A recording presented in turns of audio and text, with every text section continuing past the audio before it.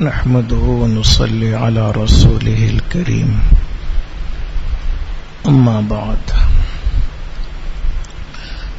بزرگان محترم، گزشتہ تفسیر میں وحی کے تعلق سے چند بنیادی اور ضروری باتیں بیان کی گئیں. اسی سے متعلق آگے کچھ اور باتیں انشاءاللہ اس نشست میں بیان ہوں گی. وحی کسے کہتے ہیں، اس کی قسمیں کیا ہیں، یہ باتیں بیان ہوئی. خلاصہ یہ ہے، وحی کی دو قسمیں ہیں، ایک صریح، دوسری حکمی. وحی صریحی کیا ہے؟ یعنی جس کا وحی ہونا واضح ہو، کھلے الفاظ میں وحی یا وحی کا مضمون آئے. دوسری قسم وحی حکمی ہے، الفاظ اور معانی تو نہیں آتے، ان کے علاوہ نبی جو خواب دیکھتے ہیں، نبی جو غور و فکر کرتے ہیں، صحابہ جو اجتہاد کرتے ہیں، مجتہدین جو اجتہاد کرتے ہیں اور مسائل نکالتے ہیں، یہ سب قسمیں وحی حکمی میں آتی. ائمہ اربعہ نے جو مسائل بیان کیے ہیں وہ بھی، یہ الگ مضمون ہے، لمبا مضمون ہے. وحی کی جو دو قسمیں ہیں، وحی صریحی، وحی حکمی، کہ واضح طور پر وحی اور حکمی طور پر وحی. وحی صریحی کی دو قسمیں ہیں، ایک ہے وحی مطلوع، دوسری ہے وحی غیر مطلوع. مطلوبن کے معنی ہے وہ وحی جس کی تلاوت کی جائے. وحی غیر مطلوع کا معنی ہے وہ وحی جس کی تلاوت نہ ہو. ظاہر سی بات ہے، جس وحی کی تلاوت ہوتی ہے وہ قرآن پاک ہے، اور جس وحی کی تلاوت نہیں ہوتی وہ حدیث پاک ہے.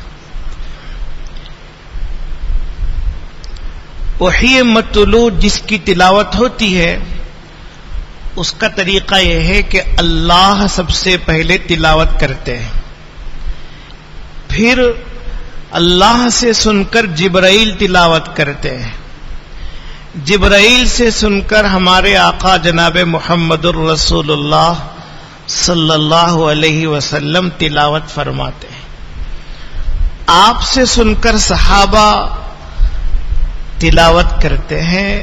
اسی طرح سے یہ سلسلہ اب تک انشاءاللہ قیامت تک رہے گا. تو تلاوت مستقل ہوتی ہوئی آ رہی ہے. اور تلاوت کا ایک دوسرا پہلو یہ بھی ہے کہ اس وحی کی تلاوت کا حکم نماز میں بھی ہے، کہ اس وحی یعنی قرآن پاک کی تلاوت مستقل نماز میں ہوتی ہے. امام بھی اور ہر مصلی بھی اپنی نمازوں میں سب تلاوت کرتے ہیں. تو یہ تو قرآن پاک ہے، اس کے الفاظ بھی اللہ ہی نے بھیجے، معنی اور مضمون نے بھی اللہ ہی نے نازل کیا. اب جو وحی کی دوسری قسم ہے وحی غیر مطلوع، وہ وحی جس کی تلاوت نہیں کی جاتی، اس کی تین قسمیں ہیں. ایک ہے حدیث قدسی، دوسری ہے حدیث نبوی، اور تیسری ہے حدیث اجتہادی۔ یہ تین قسمیں بنتی ہیں۔ جس حدیث کی تلاوت نہیں ہوتی، یعنی حدیث کی تلاوت کا وہ حکم نہیں جو قرآن کی تلاوت کا ہے۔ اب اس میں پہلی قسم حدیث قدسی ہے۔ اس کی صورت یہ ہے، اللہ تبارک و تعالی کی طرف سے الفاظ اور الفاظ کا مضمون دونوں بھی حضور پاک صلی اللہ علیہ وسلم کے دل میں ڈالے جاتے ہیں۔ تلاوت نہیں ہوتی، الفاظ بھی ڈالے جاتے ہیں اور معنی اور مضمون بھی۔ تلاوت ہو تو قرآن ہے، تلاوت نہ ہو پھر اس کی قسمیں، تلاوت نہیں، لفظ بھی اللہ کا، معنی اور مضمون بھی اللہ کا۔ یہ حدیث قدسی ہے، اور ایسی حدیثیں تقریباً 200 ہیں، اور ایسی جتنی حدیثیں ہیں کسی میں احکام بیان نہیں ہوئے، ایسی سبھی حدیثوں میں وعظ و نصیحت کی باتیں اور دوسری آخرت سے متعلق جو باتیں ہیں ان کا بیان ہوتا ہے، احکام بیان نہیں ہوتے۔ اور اس حدیث کے شروع میں ایک جملہ ہوتا ہے، قال رسول اللہ صلی اللہ علیہ وسلم قال اللہ تبارک و تعالی، اللہ کے رسول علیہ السلام کا ارشاد ہے کہ اللہ نے فرمایا۔ ویسے ساری باتیں اللہ ہی کی ہیں، لیکن الفاظ بھی اللہ ہی دل میں ڈالتے ہیں، اس لیے اس کی علامت ہوتی ہے قال اللہ تبارک و تعالی، یا عن اللہ تبارک و تعالی، اللہ تبارک و تعالی کا فرمان ہے۔ اس کی ایک مثال پیش کرتا ہوں۔ اللہ کے نبی فرماتے ہیں، اللہ نے فرمایا، ان ابن آدم یسب الدہر وانا الدہر بید الامر۔ اللہ فرماتے ہیں ابن آدم انسان مجھے گالی دیتا ہے، انسان مجھے گالی دیتا ہے۔ کیسے؟ وہ زمانے کو گالی دیتا ہے، اور زمانہ میں ہی ہوں، زمانہ میں ہی ہوں، یعنی زمانے میں تصرف کرنے والا میں ہی ہوں۔ اللہ کہتے ہیں اس طرح سے انسان مجھے تکلیف پہنچاتا ہے۔ یؤذینی ابن آدم یسب الدہر، ابن آدم مجھے تکلیف پہنچاتا ہے زمانے کو گالی دے کر۔ میں ہی زمانہ ہوں، یعنی زمانے میں انقلاب میں ہی لاتا ہوں۔ لہذا کسی بھی جہت سے اگر زمانے کو برا بھلا کہا جائے گا تو وہ اللہ کی طرف لوٹے گا۔ اس لیے براہ راست زمانے کو گالی دینے کی اجازت نہیں ہے۔ تو یہ حدیث قدسی ہے۔ دوسری قسم ہے حدیث نبوی،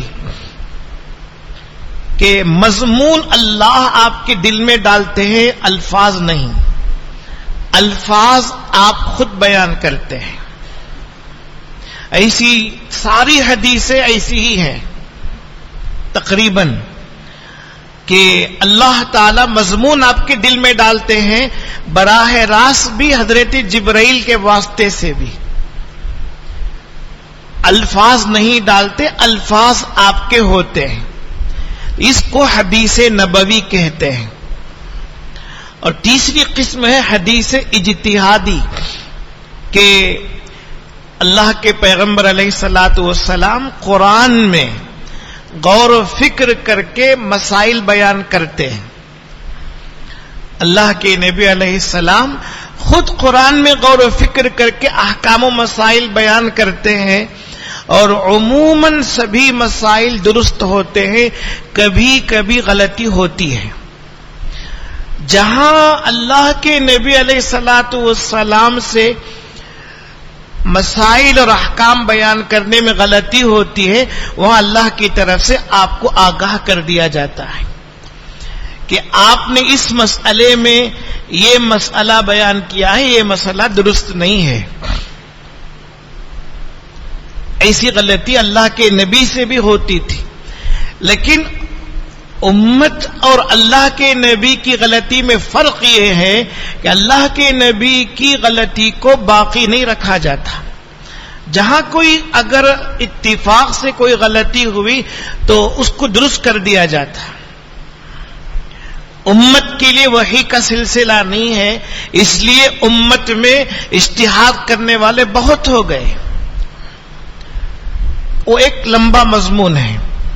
تو یہاں حدیث اجتہادی اس کی بھی بہت سی قسمیں ہیں۔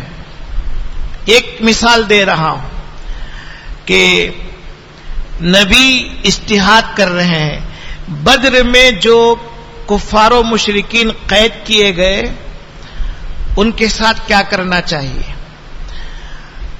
ان کے ساتھ کیا معاملہ ہونا چاہیے۔ حضرت ابو بکر کی رائے اور اللہ کے نبی کی رائے یہ تھی کہ ان سے فدیہ لے کر ان کو چھوڑ دیا جائے۔ حضرت عمر کی رائے تھی کہ ان کو نہ چھوڑا جائے، فدیہ نہ لیا جائے، ان سب کو قتل کر دیا جائے۔ اب اللہ کے نبی علیہ الصلوۃ والسلام کی رائے پر عمل ہوا، لیکن آپ کو بتا دیا گیا کہ اس مسئلے میں عمر کی رائے صحیح ہے۔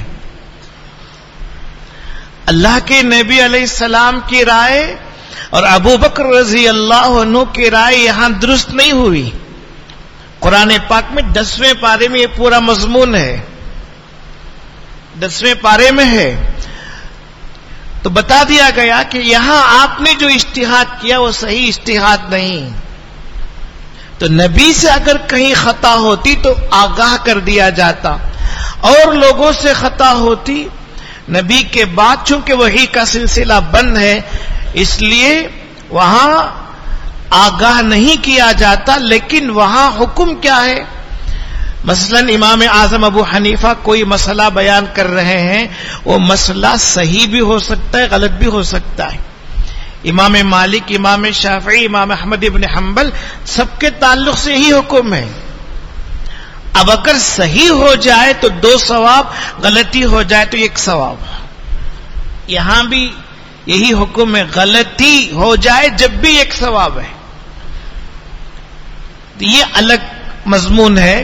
تو مجھے بس یہ بات بتانی ہے کہ وحی اس کی 2 قسمیں ہوئی، وحی صریح، وحی حکمی، پھر وحی صریح کی 2 قسمیں ہوئی، وحی مطلوب، وحی غیر مطلوب، پھر وحی غیر مطلوب کی 3 قسمیں ہوئی، حدیث قدسی، حدیث نبوی، حدیث اجتہادی۔ تو جیسے قرآن پاک وحی کے ذریعے سے نازل ہوا، حدیث پاک بھی وحی کے ذریعے سے ہی نازل ہوئی۔ وحی ہونے میں فرق ہے، لیکن اتنا تو مضمون مشترک ہے کہ دونوں وحی سے نازل ہوئے ہیں۔ اور قرآن پاک اصول، قانون بیان کرتا ہے، اہم باتیں بیان کرتا ہے، تفصیلات نہیں بیان کرتا۔ جیسے حدیث نبوی، قرآن نے کہا نماز قائم کیا کرو، لیکن نماز کیسے پڑھی جائے، زکوٰۃ کیسے دی جائے، روزہ کیسے رکھا جائے، قرآن میں کہیں ہے ہی نہیں۔ یہ ساری تفصیلات حدیث میں ملتی ہیں۔ اور ایسے سینکڑوں مسائل ہیں، 1-2 نہیں۔ قرآن نے بس کلی حکم دے دیا، قانون بتا دیا، تفصیلات اللہ کے نبی بتاتے ہیں۔ اب اللہ کے نبی جو بتاتے ہیں حدیث قدسی سے تو نہیں بتاتے، حدیث نبوی سے بتاتے ہیں۔ نماز کی تفصیلات، روزے کی تفصیلات، حج کی تفصیلات، زکوٰۃ کی تفصیلات، یہ ساری تفصیلات آپ نے حدیث نبوی سے اور حدیث اجتہادی سے بتائی ہے۔ اس طریقے سے شریعت عام ہوئی ہے. اسی لیے علماء نے لکھا ہے کہ قرآن پاک کی شرح حدیث ہے اور حدیث اور قرآن کی شرح فقہ اور مسائل کی کتابیں انہی دونوں سے نکالے گئے ہیں. تو حدیث اور سنت قرآن پاک کی شرح ہے اور اللہ نے قرآن کی حفاظت کا وعدہ اپنے ذمے لیا ہے. صرف الفاظ کی حفاظت نہیں، الفاظ کے ساتھ اس کے معانی اور مطالب کی، مضمون کی حفاظت کا بھی ذمہ لیا ہے. جتنی حدیثیں ہیں ان کی حفاظت ہو رہی ہے. اب ظاہر سی بات ہے، صرف الفاظ کی حفاظت کا وعدہ ہو، معنی اور مضمون کی، مطلب کی حفاظت نہ ہو تو الفاظ کو رکھ کر ہم کیا کریں گے؟ قرآن ہم کیسے سمجھیں گے؟ تو جیسے الفاظ میں غلطی اگر کوئی کرے تو غلطی نہیں کر سکتا، امت کھڑی ہو جائے گی، ہزاروں حفاظ کھڑے ہو جائیں گے. ایسے ہی حدیث میں یعنی اس کے معنی میں، مطلب میں، تشریحات میں غلطی کرے گا، وہاں بھی امت کھڑی ہوگی، علماء کھڑے ہوں گے. یہ ہے اسلام کی حفاظت کا وعدہ. لوگ گمراہ ہو سکتے ہیں لیکن پوری امت گمراہ ہو جائے ایسا نہیں ہوتا. پوری امت ایک ساتھ گمراہ نہیں ہو سکتی. اس امت کی خصوصیت ہے. پچھلی امتوں میں یہ بات ہوئی ہے کہ پوری امت بھی ایک ساتھ گمراہ ہوتی تھی. اس امت میں یہ بات نہیں ہے، اس لیے کہ اس کو قیامت تک رہنا ہے اور نبی کا سلسلہ نہیں ہے. تو لوگ اللہ حفاظت کرے گمراہ ہوں گے، لیکن اللہ تبارک و تعالی بہت سے لوگوں کو حق پر قیامت تک باقی رکھیں گے. تو حدیث پاک قرآن پاک کی شرح ہے، اس کی تفصیلات ہیں، اور جتنی حدیثیں ہیں سب وحی سے نازل ہوئی ہیں اور وحی کی وہ صورت ہے جو میں نے آپ کے سامنے بتائی. اب کچھ لوگ وہ ہیں جو قرآن کو تو مانتے ہیں، حدیث کا انکار کرتے ہیں. قرآن کو کہتے ہیں، قرآن کو ہم تسلیم کرتے ہیں. اب ان کو اہل قرآن کہتے ہیں، وہ اپنے آپ کو اہل قرآن کہلاتے ہیں، کہتے ہیں، اور اصل ان کا نام منکرین حدیث ہے، حدیثوں کا انکار کرنے والے. اور یہ بھی اسلام سے خارج ہیں. حدیثوں کا انکار کرنے والے اسلام سے خارج ہیں، مسلمان نہیں ہیں. حدیثیں حجت ہیں، جیسے قرآن پاک حجت ہے، دلیل ہے، معتبر ہے، سر آنکھوں پر رکھنے کے قابل ہے، ایسی حدیثیں ہیں. اور حدیثوں کی حفاظت بھی شروع دور سے ہوتی ہوئی آئی ہے، انشاءاللہ قیامت تک ہوگی.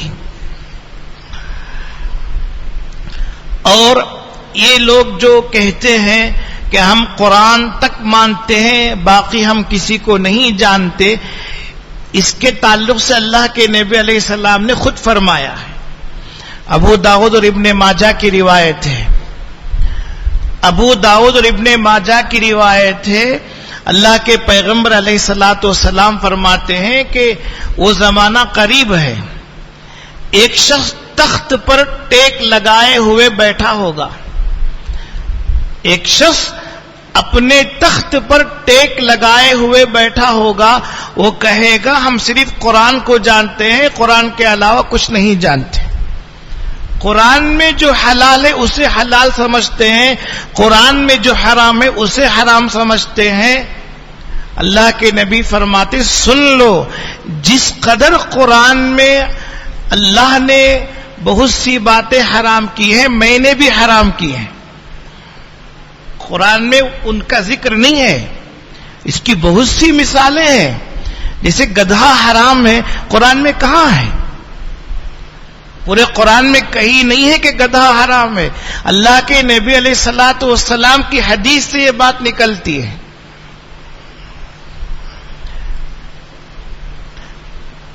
تو اس فرقے کے تعلق سے اللہ کے نبی نے بہت پہلے ہی پیشین گوئی فرما دی. اور بعض روایتوں میں ہے کہ ایک شخص نہایت پیٹ بھرا ہوا ہوگا، کہے گا حسبنا کتاب اللہ، اللہ کی کتاب ہم کو کافی ہے، بقیہ اور چیزوں کو ہم نہیں جانتے ہیں. اللہ کے نبی نے فرمایا سن لو، میں نے وعظ کیا ہے، نصیحت کی ہے، حلال کیا ہے، حرام کیا ہے، بہت سی باتیں میں نے خود بتائی ہیں، وہ سب قرآن کے برابر یا قرآن سے بھی زیادہ ہیں. حدیث پاک ظاہر سی باتیں قرآن سے بھی زیادہ باتیں حدیث میں ہیں، اور ہونا ہی چاہیے، اس لیے کہ تشریح ہے، قرآن کی ساری تشریح ہے. اس لیے اللہ کے نبی نے فرمایا جو شخص قرآن اور حدیث میں فرق کرے گا وہ حق پر نہیں رہ سکتا، گمراہ ہو جائے گا، اور پھر اس کی گمراہی شدید ہوگی، وہ کافر ہو جائے گا. پھر آگے چل کر اور درجے ہیں، مگر مجھے وحی تک بات بتانی ہے، اس لیے میں بتا رہا ہوں. لہذا قرآن کی طرح سے حدیث پاک حجت. حدیث حجت ہونے کی دلیلیں سینکڑوں دلیلیں ہیں، قرآن میں بھی حدیث میں بھی، مگر حدیث حجت ہونے کی دلیل ہم حدیث سے نہیں بیان کرتے، صرف قرآن سے بیان کرتے ہیں. حدیث سے بہت سی دلیلیں ہیں، قرآن سے بیان کرتے، اور قرآن میں حدیث حجت ہونے کی 10-20 دلیلیں ہیں. 3 آیتیں پڑھتا ہوں. ایک ہے سورہ قیامہ میں ایک مضمون ہے، اللہ کے پیغمبر علیہ الصلوۃ والسلام پر جب قرآن نازل ہوتا تھا تو آپ علیہ الصلوۃ والسلام بہت غور سے سنتے تھے، جبرائیل کے ساتھ خود پڑھتے تھے، بہت غور سے کان لگا کر سن رہے ہیں اور جبرائیل کے ساتھ دہرا رہے ہیں.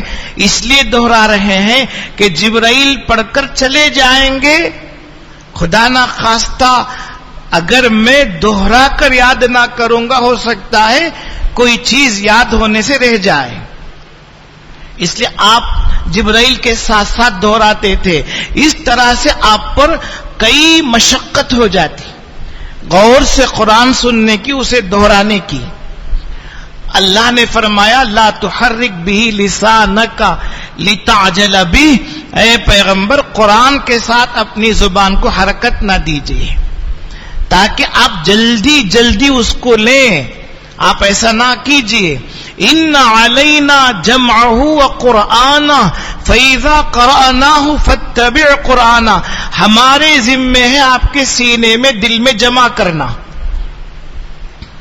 ہمارے ذمے ہے. پھر جب ہم پڑھیں اس کو فاذا قرأناہ، جبرائیل پڑھتے تھے لیکن اللہ کہہ رہے جب ہم پڑھیں، معلوم ہوا جبرائیل صرف واسطہ تھے. اللہ نے جبرائیل کے سامنے پڑھا، جبرائیل نے آپ کے سامنے پڑھا، اور جبرائیل کا پڑھنا صرف واسطہ کی حد تک ہے، ورنہ پڑھنے والے اللہ ہی ہیں. جب ہم اس کو پڑھیں فاتبع قرآن، تو غور سے ہمارے پڑھنے کو سنیے، مت پڑھیے. فاتبع قرآن. آگے ثم ان علینا بیانا، پھر اس کی تشریح بھی ہمارے ہی ذمہ ہے. ان علینا بیانا، اس کی ساری تفصیلات، جو آیت نازل ہو رہی ہے، جو سورت نازل ہو رہی ہے، اس کی تمام تفصیلات کو بیان کرنا بھی ہمارے ہی ذمہ ہے. تو یہی تفصیلات حدیث ہیں. ثم ان علینا بیانا، قرآن تو نازل ہو گیا، اب اللہ آگے کہہ رہے پھر اس کی تبیین، تشریح، تفصیل ہمارے ذمہ ہے. اللہ نے وقتاً فوقتاً قرآن کی طرح سے وحی نازل کی. یہ ہے ایک دلیل. دوسری دلیل ہے سورہ حشر کی آیت ما آتاکم الرسول فخذوہ وما نہاکم عنہ فانتہوا. رسول تم کو جو دے وہ تم لے لو، اور رسول جس سے روکے اس سے رک جاؤ. اللہ رسول کو اختیار دے رہے ہیں، رسول تم کو جو دے وہ لے لو، رسول جس سے روکے اس سے رک جاؤ. تو اس سے حدیث پاک کا حجت ہونا واضح ہو رہا ہے. ایک واقعہ بھی پیش آیا. حضرت عبداللہ ابن مسعود رضی اللہ عنہ حدیث بیان کرتے تھے، لعن اللہ الواصلۃ والمستوصلۃ والواشمۃ والمستوشمۃ، کہ اپنے بالوں میں بال ملانے والی اور بال ملوانے والی، ایک ہے ملاتی ہے، ایک ہے اپنا بال دیتی ہے ملانے کے لیے، اپنا بال دیتی ہے ملانے کے لیے، اللہ نے دونوں پر لعنت کی. والواشمۃ والمستوشمۃ، بدن گدوانے والی، گودنے والی اور گدوانے والی. بدن گدانا یعنی غالباً عرب میں کوئی طریقہ رہا ہے سوراخ کرنے کا بدن کو، تو ایسی عورتوں پر بھی اللہ کے نبی نے لعنت کی. یہ حدیث پاک ہے. حضرت عبداللہ ابن مسعود رضی اللہ عنہ بیان کرتے تھے، ایک بوڑھی عورت آئی اور وہ حافظہ قرآن تھی. اس نے کہا ہم سنتے ہیں کہ آپ فلاں فلاں مسئلے بیان کرتے ہیں، انک قلتا کذا و کذا، تم فلاں فلاں مسئلے بیان کر رہے ہیں جبکہ میں پورا قرآن پڑھ چکی ہوں، کہیں بھی وہ باتیں نہیں ہیں. جو تم مسئلے بیان کر رہے ہو وہ کہیں قرآن میں نہیں ہے. حضرت ابن مسعود نے فرمایا اگر تم غور سے پڑھی ہوتی تو مسئلے تم کو ملتے، بہت توجہ سے پڑھی ہوتی. دوبارہ پڑھ کے آؤ، دوبارہ پڑھ کے آؤ. کہنے لگی کہ دوبارہ بھی میں نے بہت غور سے پڑھا، قرآن میں کہیں بھی نہیں ہے. حضرت ابن مسعود نے فرمایا کیا تم نے سورہ حشر کی آیت نہیں پڑھی، ما اتاکم الرسول فخذوہ وما نہاکم عنہ فانتہوا، رسول جو دے اس کو لے لو، رسول جس سے روکے اس سے رک جاؤ. کہاں یہ آیت تو میں نے پڑھی ہے. فہو ذاکا، میں نے جو بات بیان کی وہ یہی ہے، رسول کی بیان کی ہوئی بات ہے. میں نے جو بات بیان کی ہے اللہ نے لعنت کی ہے بال ملانے والی ملوانے والی پر، وہ رسول کی بیان کی ہوئی باتیں ہیں اور رسول کی بیان کی ہوئی باتیں اللہ کی باتیں ہیں. یہ دوسری دلیل ہے. اور تیسری دلیل سورہ والنجم میں ہے. اللہ کہہ رہے ہیں وما ينطق عن الهوى ان هو الا وحی یوحى، نبی اپنی خواہش سے کوئی بات نہیں کرتے، وہ جو کچھ کہتے ہیں وحی ہوتی ہے. ان هو الا وحی یوحى، وہ تو بس وحی ہوتی ہے جو ان کے دل میں ڈالی جاتی ہے، اپنی خواہش سے نبی کوئی بات نہیں کرتے. معلوم ہوا کہ دینی اعتبار سے رسول جو کچھ کہتے سب باتیں وحی ہیں. اب وحی کی وہ قسم ہے جو شروع میں بیان کی گئی، حدیث قدسی سے، حدیث نبوی سے یا حدیث اجتہادی سے، اس میں سے کوئی نہ کوئی قسم ہوگی. تو نبی اپنے نفس سے اپنی طرف سے کوئی بات نبی کہتے ہی نہیں. اسی لیے شاعر کہتا ہے گفتہ اللہ بود گرچہ از حلقوم عبداللہ بود، ان کی بات اللہ کی بات ہے اگرچہ عبداللہ کی زبان سے نکلتی ہے، بات اللہ کی ہے. اس سلسلے میں بھی ایک واقعہ ہے. حضرت عبداللہ ابن عمرو بن عاص بہت بڑے صحابی ہیں، اللہ کے نبی کے سامنے لکھتے تھے، ہزاروں حدیثیں انہوں نے لکھی ہیں اور اس کا مجموعہ تیار کیا. اس مجموعے کا نام رکھا صحیفہ صادقہ. صحیفہ صادقہ یعنی نہایت سچی کتاب، اللہ کے نبی کی باتیں انہوں نے نقل کی اور اس کو اپنے سینے سے لگائے رکھتے تھے ہمیشہ، اور کہتے تھے مجھے جینے کی خواہش بس اس صحیفے کی وجہ سے ہے، اس صحیفہ صادقہ کی وجہ سے جینا چاہتا ہوں، ورنہ جینے سے مجھے کوئی دلچسپی نہیں. یہ کہا کرتے تھے. ایک مرتبہ لوگوں نے ان سے کہا اللہ کے نبی کی ہر بات تم کیوں لکھتے ہو؟ آپ بھی انسان ہیں، ہو سکتا ہے غصے میں کوئی بات کہہ جائیں. نبی بھی انسان ہے، ہو سکتا ہے غصے میں کوئی بات کہہ جائے، حالت کوئی اور ہو، کوئی بات کہہ جائے، اس لیے ہر بات مت لکھا کرو۔ تو عبداللہ ابن عمرو ابن عاص نے لکھنا چھوڑ دیا۔ اللہ کے نبی علیہ السلام نے پوچھا کہ بھائی تم کیوں نہیں لکھتے ہو؟ تو انہوں نے یہ عذر بیان کیا کہ بعض لوگ یہ کہہ رہے تھے آپ بھی انسان ہیں، کبھی غصے کی حالت میں بھی ہوتے ہیں، اس لیے ہر بات لکھنا مناسب نہیں۔ آپ نے فرمایا میری ہر بات لکھا کرو، خدا کی قسم اس زبان سے سچی بات کہلاؤ، کوئی بات نکل ہی نہیں سکتی۔ اس زبان سے اشارہ کر کے فرمایا خدا کی قسم اس زبان سے سچی بات کے علاوہ کوئی بات نکل ہی نہیں سکتی۔ پھر حضرت نے لکھنا شروع کیا عبداللہ ابن عمرو ابن عاص نے، تو وما ينطق عن الهوى، خواہش نفس سے کوئی بات نہیں کہتے۔ لہذا جیسے قرآن پاک مکمل معتبر ہے، حجت ہے، ایسے ہی ساری حدیثیں حجت ہے۔ اس کی تفصیلات علماء بتائیں گے کس طریقے سے حجت ہے۔ اور جیسے میں نے ایک مثال دی، گدھا حرام ہے، قرآن میں نہیں ہے، حدیث پاک سے حرام ہونا ثابت ہے۔ جیسے دادی حرام ہے، نانی حرام ہے، قرآن میں نہیں ہے۔ یہ مسائل حدیث سے آئے ہیں، اجماع سے حل ہوئے ہیں۔ قرآن میں تو صرف ماؤں تک کو ذکر کیا گیا ہے۔ حرمت علیکم امہاتکم، تم پر تمہاری مائیں حرام ہیں، دادی کا نانی کا حرام ہونا قرآن میں نہیں ہے۔ اب کیا کہیں گے؟ یہ سب مسائل قرآن کے ساتھ حدیث سے آئے ہوئے ہیں۔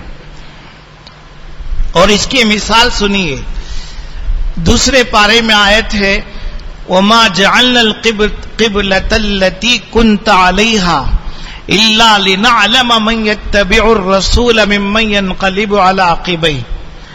حضور پاک صلی اللہ علیہ وسلم جب تک مدینۃ المنورہ میں تھے، بیت اللہ کی طرف نماز پڑھتے تھے۔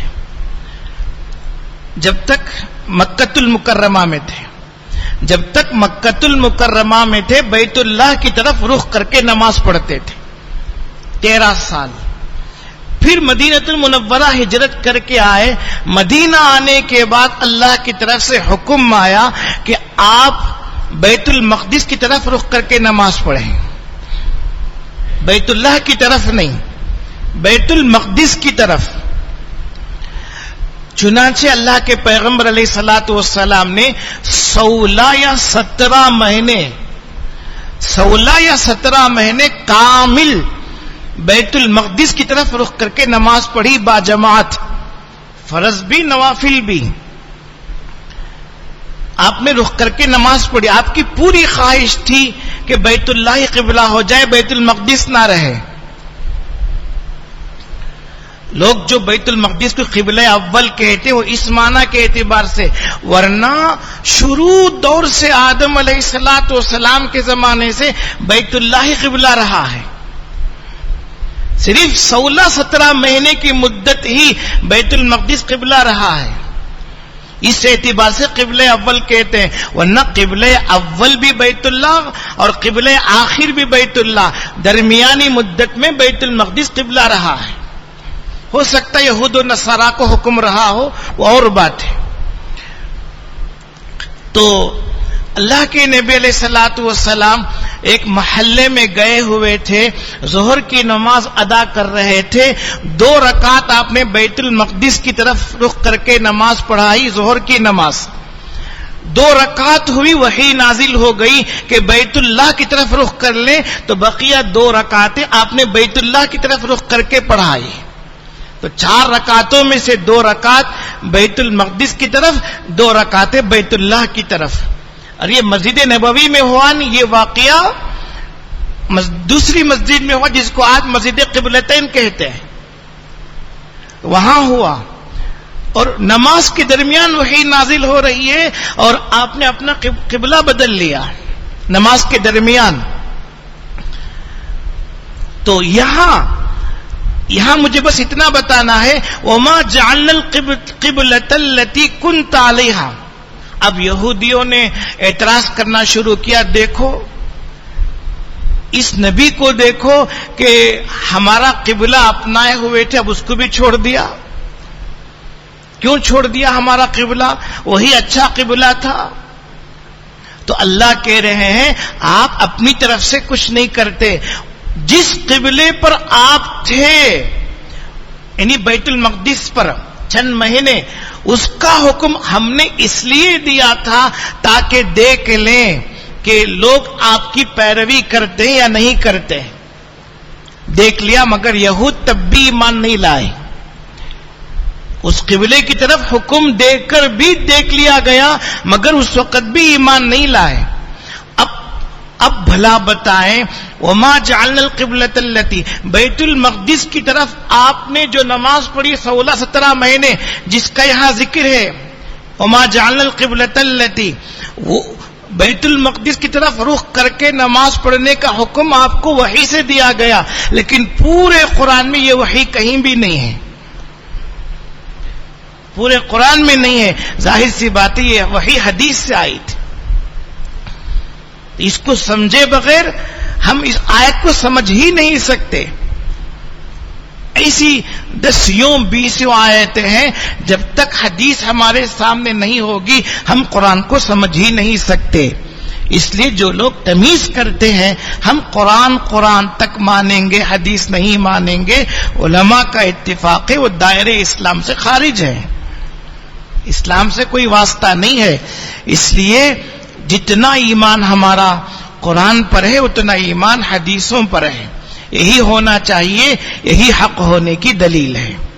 اللہ عمل کی توفیق عطا فرمائے۔